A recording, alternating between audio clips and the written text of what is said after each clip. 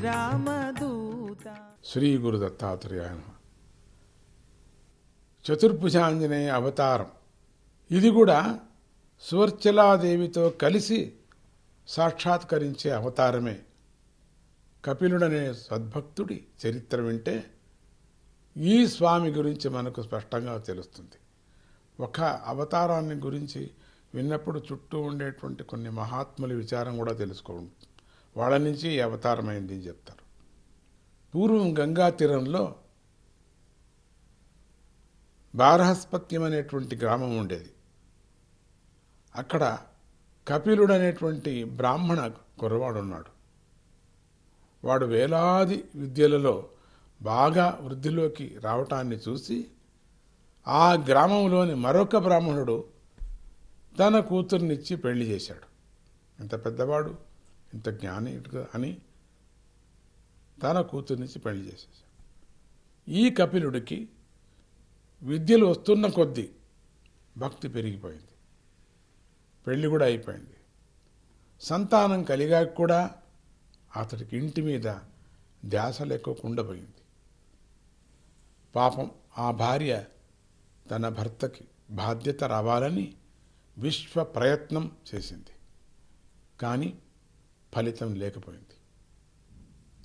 ఇక వేరే గతి లేక చివరికి ఆవిడే ఊళ్ళోకి వెళ్ళి బియ్యం ముష్టెత్తి తెచ్చి అన్నం వండి మొగుడికి కూడా పెట్టవలసి వచ్చేది. పాపం అన్నం తినటానికైనా ఈ మొగుడు దొరుకుతాడంటే అది లేదు.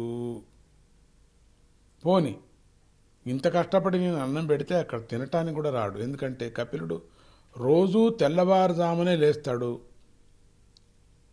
గంగలో కదలకోకుండా కూర్చొని ఆంజనేయ షోడశాక్షరి మహామంత్రం జపిస్తూ ఏ సాయంత్రానికో మెల్లిగా లేచేవాడు. ఏంటి చేసేది ఇటువంటి మనిషిని?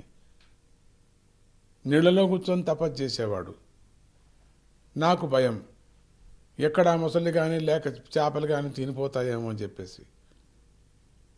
నా మొగుడు ఇంటికి వస్తాడో లేదో, మొసళ్ళకి ఎప్పుడు తినేస్తాయో వాడిని.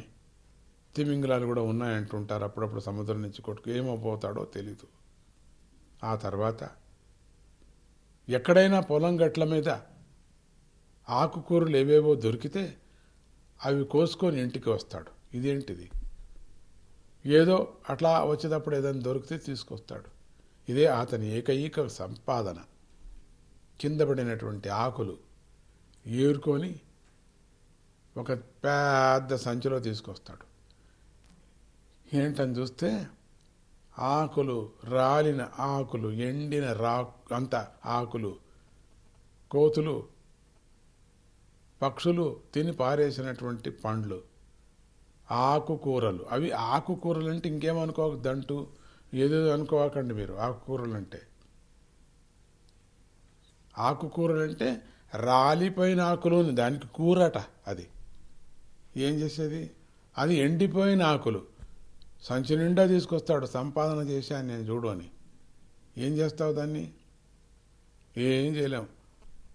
అదొక ఇంట్లో ఒక కసువులాగా ఉంది, అంతే. పెద్దగా పడింది, అది ఏం చేయలేం. అవి కోసుకొని ఇంటికి వచ్చి తెచ్చానంటాడు. సంపాదన చూడంటాడు. ఇతని జపాలతో ఆ భార్యకు దేవుడంటూనే విరక్తి పుట్టిపోయింది. ఎప్పుడూ జపమే.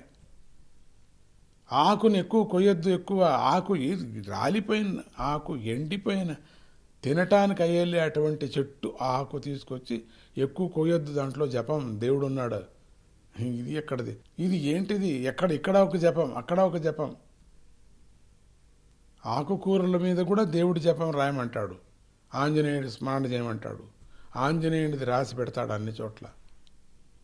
అమ్మోయ్ అని అంటూ భర్త మీద విసుగుండని దేవుడి మీదే విసుకొచ్చేసింది ఈవిడికి. జై గురుదత్త, శ్రీ గురుదత్త.